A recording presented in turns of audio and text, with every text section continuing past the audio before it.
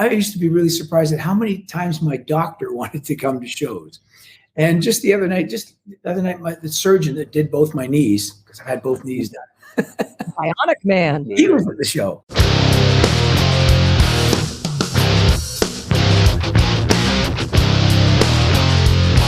Freak Nation, we were talking earlier how we've run the gamut with Styx members here in the Freak Nation over the last 5 or 6 years. JY, Tommy Shaw, Sugarman, so why not?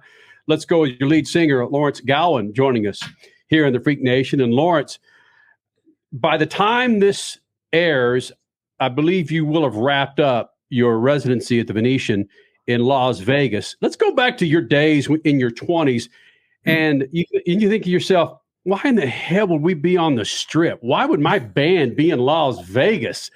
Has your mood or your opinion changed about Las Vegas versus when you were in your 20s or early 30s?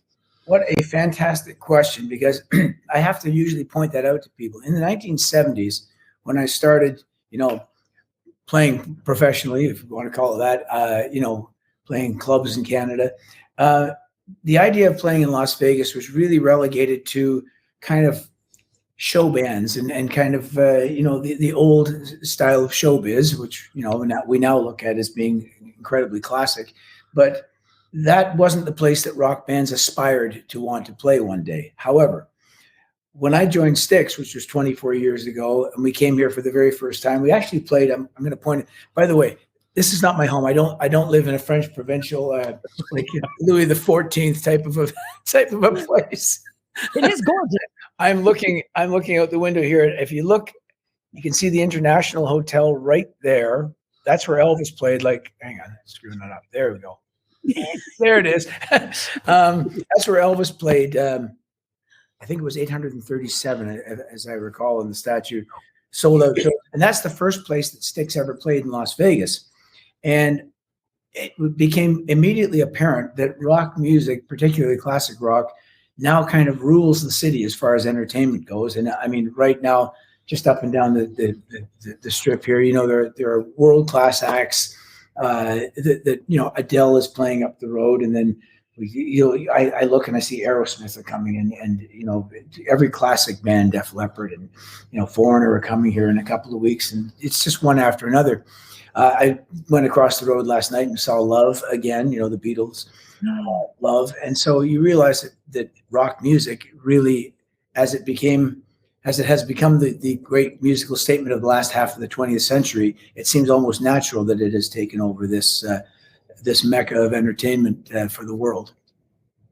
His name is Lawrence Gowan, lead singer of Styx. As you heard, 24 years ago, he joined Styx, joining us here in the Lucas Oil studio in the SpeedFreaks pits. Crash of the Crown, of course, was cut prior to COVID. During COVID, was released a couple of years ago. Yeah. Finally, we've got that behind us. Yeah. Are there times when you're out on tour, whether it's in this residency in Vegas or prior to the residency, that you think back and look at yourself and going, wow, I'm an old bastard out here still kicking ass. And the fact that I can still kick ass with the grandkids of the fans that I had in my 20s. You can never second guess old bastards, that's for sure. You never know what they're going to come up with. Stats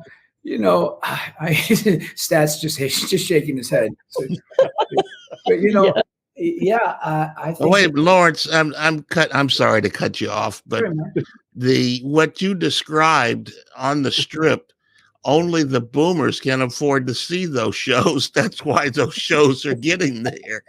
Everybody else, if they had a choice, there'd be, different kind of music there. But boomers are demanding Styx and people like them, the Beatles, and that's what they can afford. The only people that can afford $250 for a seat. Well, that is a way of looking at it, and that may be true.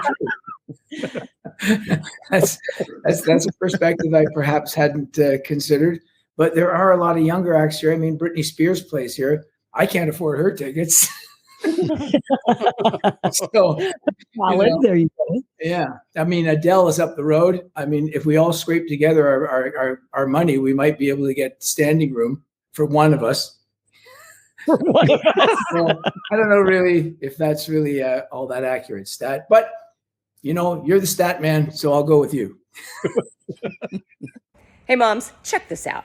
This is how we justify ice cream with the kids. You gotta put them to work. They gotta earn it. Stella, which Lucas Slick Miss product are you working with? I'm working with the Tyler and Trim Shine, which is amazing. Watch. Oh yeah, work it, girl. Henley on the inside, which Lucas Slick Miss product are you using? I'm using the interior detailer. Watch. Wow. So easy. See what I'm saying? Now, don't tell them, but Mom's got Speed Wax. Yep, that's the easiest one of them all. But they don't need to know that. Mom needs her ice cream too. So let's get to work. We got this. Yep, Lucas works. But you guys, like getting back to Kenny's old bastard comment, I mean, you guys are having fun. I think it was an interview, Kenny brought up COVID. I think it was right after we were kind of starting to climb out of COVID that you brought up the fact that the lifeblood of any band is playing and being able to successfully see your audience engaging and having fun with what you're doing. You guys are decades proof of that. Yeah, it's the part of music that I think is the most essential. First of all, it is a language, right? We are communicating in real life when we're face to face, and it's a mysterious language that we really don't fully comprehend why it affects us the way that it does, regardless of age or income. It does have an effect on us that is the closest thing I think to magic that I've ever really encountered in my life, and to experience music in that manner is to me the heightened it's the heightened way of enjoying it. So I love the whole everything that happens at a rock concert. A rock concert is the greatest form of entertainment I've ever encountered in my life. Going to the last show I saw before 2020 was Elton John, and the first show I saw back in Genesis. And I've been to those shows. I've been to I go to a lot of metal shows with my son because he's big on that. And these are the most visceral experiences that I've ever had as far as entertainment goes. So I kind of concur with audiences and how they enjoy it. All right, 2 questions came right out of that. Number one, which metal bands? Because Kenny's going to be all over that. Okay. And then, what does your son think of Styx? How does he relate to Styx music? Well, okay, what metal bands? Okay, well, some of my favorite are out of Europe. Obviously, some of the best are from there. There's one called Dimmu Borgir that I really like. They're from they're a Norwegian band that use a lot of orchestral pieces in their music. So I really love going to see them. I also love going to see Slayer. And Kerry King from Slayer comes and sees Styx. So I like that too. So so there's that. And what does my son think of Styx? Well, he loves Styx because when I joined the band, he was only 6 years old, and he became very enamored with our drummer Todd Zuckerman as far as learning the drums and everything about drums. And my son's a professional drummer now, and it's due to Todd. So I think he's always had a very close affiliation with the band and kind of sees that as lineage. And funny enough, he also does similar to what we're doing here. He does analysis or critiques metal bands from around the world for a company called Banger Films. So people can always look them up. Dylan Gowan is his name, and he does just like us and what we're doing right now. He just I saw him do one recently on a Maori band from New Zealand that are a heavy metal band. And so the interesting cross-pollination of that. And metal is such a proficient way of playing. It's very much like progressive rock in that the roots, I think, come from there. And then they just got to where they're these incredible shredders. So they're very entertaining to watch as well. Lawrence Gowan, lead singer, Styx. I was listening to Crash of the Crown. Dude, you got some pipes. That was a wonderful. I love that. That's not, to be frank, Styx is not my go-to, but I love that. Was the song? Did it come from a climate change point of view, or I noticed there's some, get along without you kind of stuff, or we'll go to the edge of the world or the edge of the ocean. But what's the genesis of Crash of the Crown? That's a great question, Stat. I think first of all, you you cull together a group of songs, and then you begin to see that there's some sort of underlying theme or underlying thread that connects them. I look at Crash of the Crown as an album of songs that are, generally speaking, they hint at a theme of renewal after a cataclysmic event. And we found that really curious, that we started writing those songs and began recording those songs in 2019. And when 2020 happened and we were in March and we suddenly got sent home, we didn't really go back to the album for about 2 or 3 months. When we listened to it, we were really surprised. It's like so many of these songs are kind of hinting at this sort of cataclysmic thing that'll happen, but a spirit of renewal that comes out of it. Well, that's exactly what we're in right now. And we thought that's probably what people could relate to at this time. And when we finally came back out on the road in 2021 in June in America, the album went to #1 on Billboard's rock album chart. And so obviously people really, it resonated with them in a very realistic way. I love the images on the video. Does the band have any say in that, or do you turn it over to a producer and, are surprised like the rest of us when you see it? Bit of both. First of all, the artwork that's done on the album, I think, is really, I love it. And that's why it's the big backdrop that we've been using. And I met a couple of young guys, again, through my son, metal guys, who do videos and are really good at doing lyric videos, which I happen to really enjoy, because they're almost like an extension of the album cover experience, in that you're not entirely going on a video trip, but you're actually, it's almost like you're looking at the artwork and following the lyrics through in a manner that we used to do when you'd be holding an album cover. So thanks. I'm glad you enjoyed them. What are album covers, dude? You've gone into So back in the last century, when paper and vinyl were abundant, there was this experience we had called an album, and it was great. It was a CD, except it was much bigger, and it had 2 sides. Yeah, it was. We can get together and talk about those days. The needle made it work. And a needle. You needed a needle. Yes, to make it work. Yeah. The biggest racing series in America is coming to your town. The Enjoy Illinois 300, presented by Ticket Smarter. Get your tickets now at WWTRaceway.com. Brought to you in part by the Office of Illinois Tourism and Illinois South Tourism. Lawrence Gowan, lead singer of Styx, joining us here in the Freak Nation, currently on tour. Check out the website for a site near you, Freak Nation. And I want to get back to the metal conversation. My eyes were opened up when I was emceeing an event at the Old Sound Warehouse in Dallas, where it was Motorhead and Wasp. They had an appearance there. And of course, many fans show up to get all kinds of things autographed. And one of the provisions was Lemmy, the lead singer of Motorhead, got an unlimited, unlimited choice of CDs at the time. Mm-hmm. And I followed Lemmy and I think he still denied it to his deathbed. I saw him pick up some Journey albums or Journey CDs. And I thought, man, if my metal hero can listen to Journey, then I can listen to Journey. And listening to you talk about how Slayer comes to your shows and you go to Slayer shows, I just look at the ignorance that I had as a 20-something where, metalheads can dig ballads like Styx. It's, first of all, we were on the bill in Sweden with Motorhead for Sweden Rock, which is a giant, basically metal festival, but we went over fantastic. And even going in, we thought, do we have enough leather and chains to do this gig? We didn't really. So we wound up wearing our usual flamboyant 70s type stage clothes, which are kind of unapologetically over the top.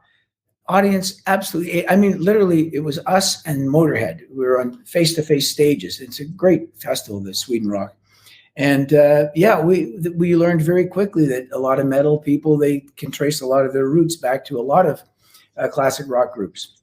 I have to say, though, Kenny, when you said that first, sometimes you suppose what the person's going to say. You said, and I was really surprised to see that Lemmy picked up some and when you said I thought you were going to say germs, but anyway, I'm glad you didn't.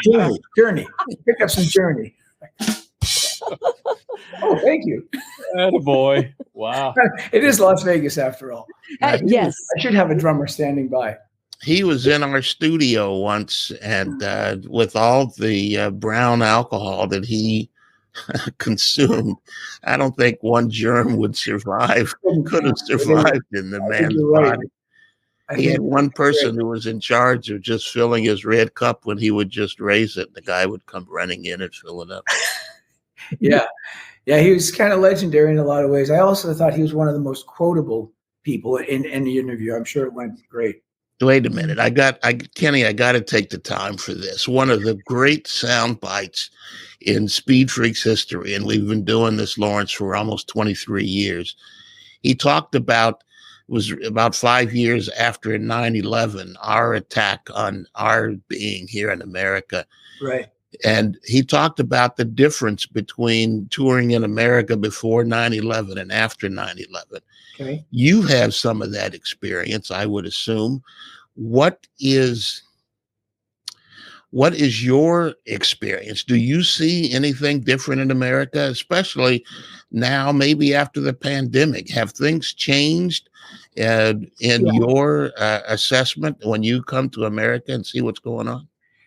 Yeah, yes. Both those events, there was a noticeable, whatever you want to call it, a palpable, noticeable difference in the whole kind of emotion of the country. I mean, now after 9/11, of course, it was both are very different.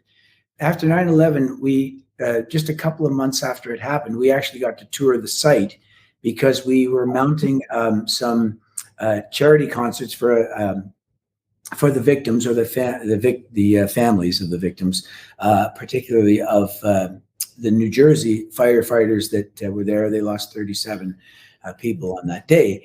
But we were mounting these concerts. We visited the site, and there was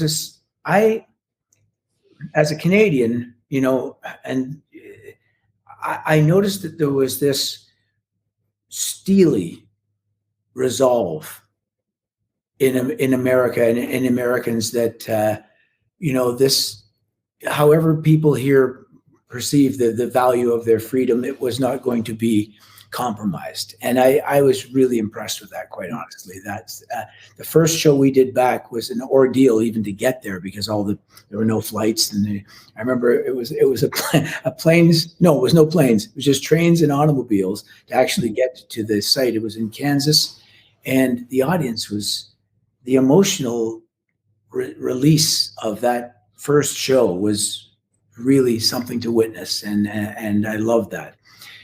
In a different way, after the pandemic, this is a great question, actually. After the pandemic, our first show back, they had staggered the seating at first. This was in June of 2021, where they sold every other row. And that was a different type of emotion. That had to do with a lot of people everywhere had lost someone or seen someone be adversely affected in a lot of ways. And everyone was really coming out of an unknown kind of fear. We really didn't know what to be afraid of or what, how to measure our response. And it was different for everyone. But there was there were tears, quite honestly, particularly you could see that up front. There were tears in people that had really missed the experience. And I actually started thinking, maybe I haven't wasted all my time on planet Earth just having fun. It actually does affect people in a great way. I just want to be near music every single day. But when I see what it does to people, and that's part of the answer I was giving you with why a live concert is so important, it really does lift people's entire being.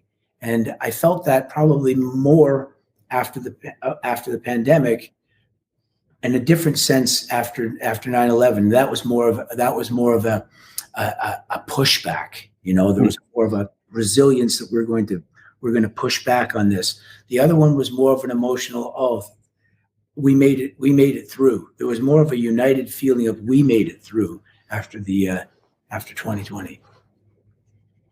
Without making it sound businesslike, I mean, that's a great responsibility that the music industry has, to keep people in general just entertained, but keeping them connected to life in general in a nicer way.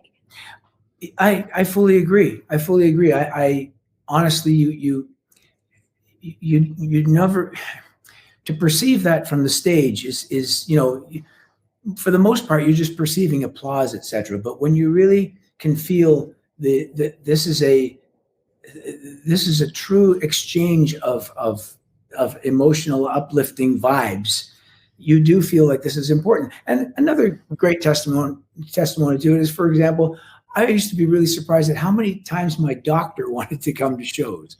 And just the other night, the surgeon that did both my knees, because I had both knees done, Bionic man. he was at the show. And I would be thinking, you're like a surgeon.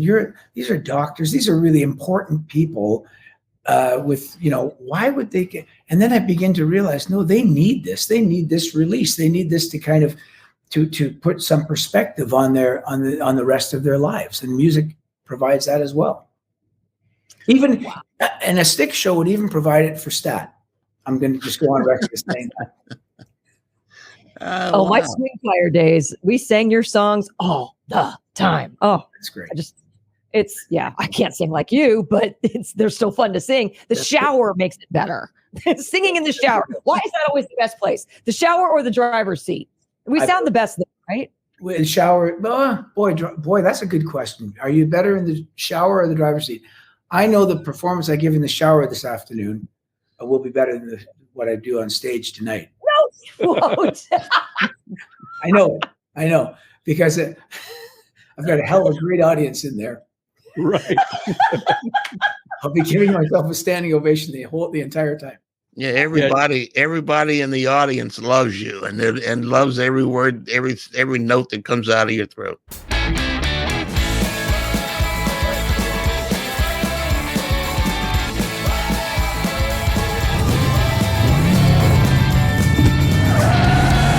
whatever you do, General Tire delivers.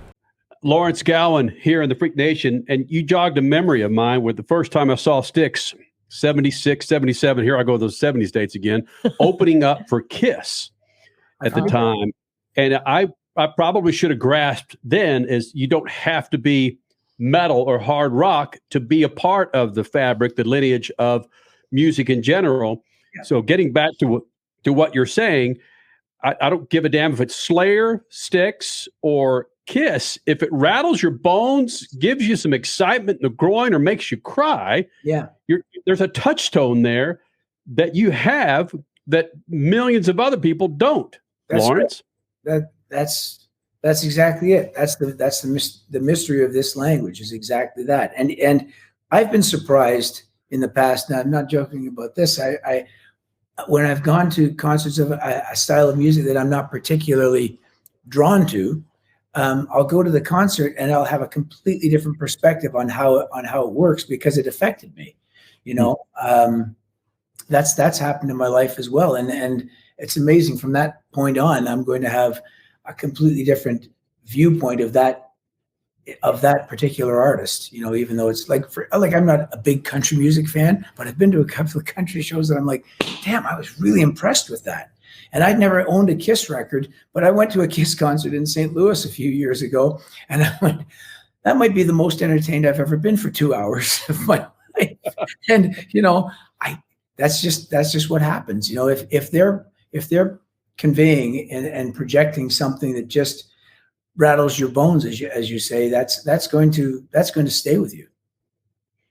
But even not bone rattling necessarily. It's just like this whole interview has been about the therapy of music. I mean, it could be Britney Spears, it could be Taylor Swift, it could be anything. But I guess what anyone as they grow up should maybe learn is not to be so confined to a certain demographic or a certain genre of music. Expand, because everything has its own way of being therapy and fun. I agree with that. That's possibly why I get the same, back to, and I was just thinking about the whole pandemic thing. Back to that. Oh, there's a great hawk just out the window right now. we're up so high. They're just riding the thermal drafts. So what was I going to say? Yeah.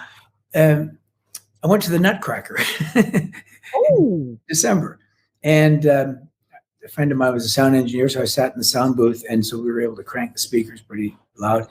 Just listening to that music alone did the same thing to me. It just did the exact same thing. It carried me to this other realm where life was just better.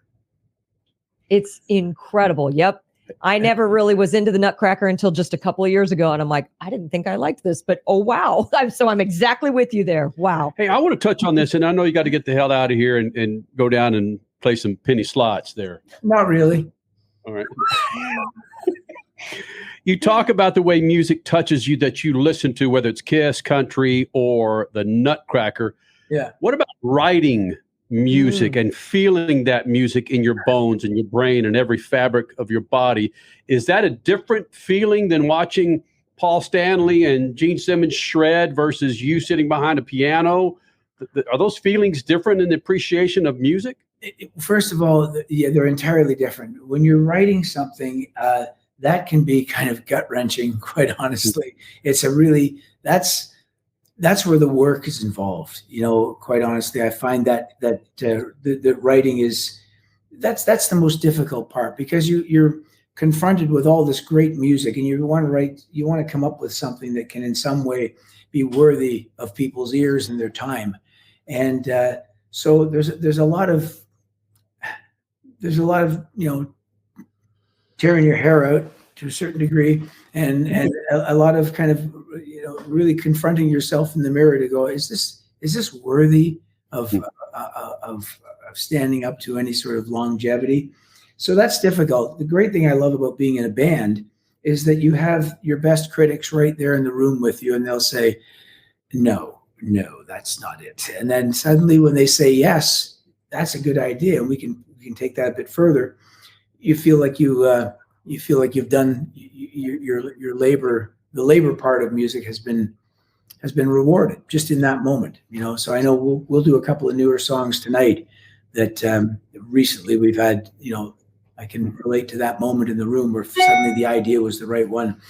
But up until then, it can be days of torture before you hit upon something that just really is doing what it's supposed to do.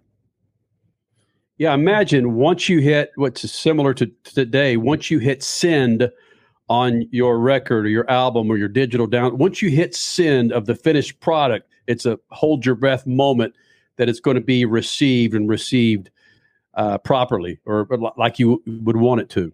You have to be really confident in it. I can tell you one little kind of story from the past that gave me great confidence. This is going to sound a little bit like immodest, but this did happen to me. Long before I joined Styx, in my solo days, my first album, the one you mentioned that I did with Kim Mitchell, was not much of a commercial success in Canada. It wasn't released. My solo records weren't released in the United States. But in Canada, on my second album, through a series of very fortunate events, I wound up recording in England. And it was at Ringo Starr's house. It was in Tittenhurst Park. And it was 1984.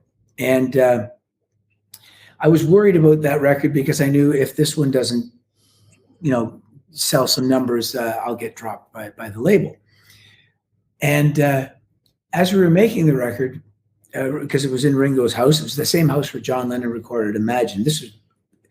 It's high on my mind because I just saw Love last night. I was looking at them, I did that this really happened to me. And the kitchen is hooked right. If you ever see the movie Imagine, you'll see John making Imagine in the same studio. And as the record was going along, Ringo came in every 2 or 3 days, and he'd make some really encouraging comments. But right towards the end, as it was getting mixed and everything, there were a couple of songs that he would be more frequently coming in on. And he said, you know, I said a few weeks back that your record was sounding good. He said, it's sounding really good.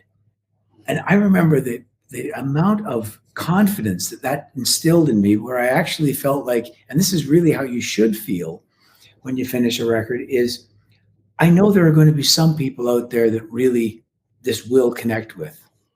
And I've got validation from like the highest place I possibly could. But it made me feel like that's really what you should feel when you finish a record. It's not really how many, I hope this hits millions of people. It might, but as long as it connects with a number of people who have the same, whatever the DNA is that makes them respond to music, then you've really accomplished something. And I kind of felt that in my bones, back to the bones, when we completed that record. So that's the one time I felt that. Tougher raising a son over the last 26 years or tougher writing music? Oh, writing music. My son's fantastic. Yeah, no, it wasn't tough raising him. I have a daughter as well, by the way. Okay. Oh, well, then there insert her. Yeah. I try to drop in every conversation. I drop this. Okay. No matter what the conversation is about, at some point I have to mention that my daughter is a doctor, a medical doctor. She obviously got her brains from her mom. And yeah, but both my kids were just a joy to raise. There was no real hardship about it whatsoever. So she's bringing her friends to your shows. Sorry, I'm sorry. She's bringing her doctor friends to your shows.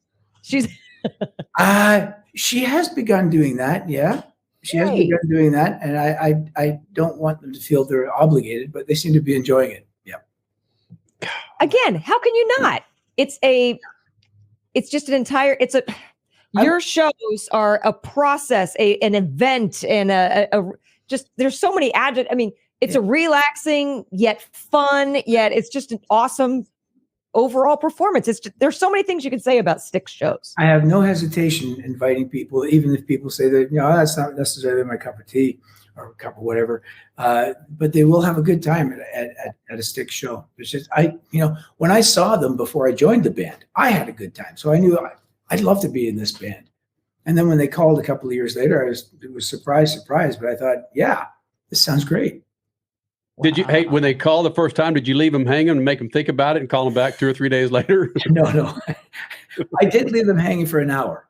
What I did was, at first I had to figure out, at first I'm kind of feeling like, okay, I think I can do this, but I better go check that I can hit the notes that they want me to hit. So I immediately went to it was a vintage record store, even in the 90s, vintage record store, got a copy of Grand Illusion. It was an album. It was this big thing like this. Brought it home and realized when I realized I could hit the notes, that's when I thought, I'll try to make it that they made a good decision. Did Tommy and JY call you, or was it just one of those guys? Both. It was both Tommy and JY. Yeah, Tommy called first, and then about 20 minutes later, JY called, so I knew, okay, this is real. Then I said, give me an hour, and I'll call you back. I called back, and they said, okay, we think you could be the guy. Come out to I went out to Tommy's house. At that time, by the way, Tommy lived right in Hollywood, right up by the Hollywood sign. I mean, like just a few feet away almost. I mean, not a few feet, but I mean, it was the closest house to that sign. And I thought, wow, let me get my Hollywood moment here. And he had a few friends there. His wife had a few friends, and we ran through a few songs, and it just felt like it felt simpatico. We were laughing at each other's jokes and getting the same rim shots. And so it felt like I'm in a group of people that I feel comfortable with and happy to be around, and still do. It's Lawrence Gowan, lead singer, Styx. I really appreciate as much attention as you give to audience. So many artists don't. They do their own thing, and whoever likes it. But you really give a lot of respect to the Styx audience and the Lawrence Gowan audience, and I appreciate that. Well, that's great to hear. Thanks. I do. I mean, I'm not critical. There are other artists who have to go internalize to a great degree to perform their music. It just so happens Styx and myself, we really feed off and we respond to that exchange as we've discussed before. And I want people to walk out of there with, the way we see them at the end of the night, which is big smiles on their faces and their arms are in the air. And it's a great way to end the day. And I want them to carry that feeling forward as long as they can, at least till they come and see us again. Let me show you something. If I can pull this up correctly. Statman, Tommy was living up in that area where, if I can play this, hold on just a second. Lawrence. I'm seeing a guy with a guitar. Yeah, that's George Thorogood. We had this thing called Sergeant Saturday Night, where we'd get musicians up into the Borders bookstore to play live music for us. Oh, fabulous. Right? Yeah. George is one of them. And then, of course, there we go. And then here you go. George did a few shows with us last year. Oh, there's Tommy. Yeah, great.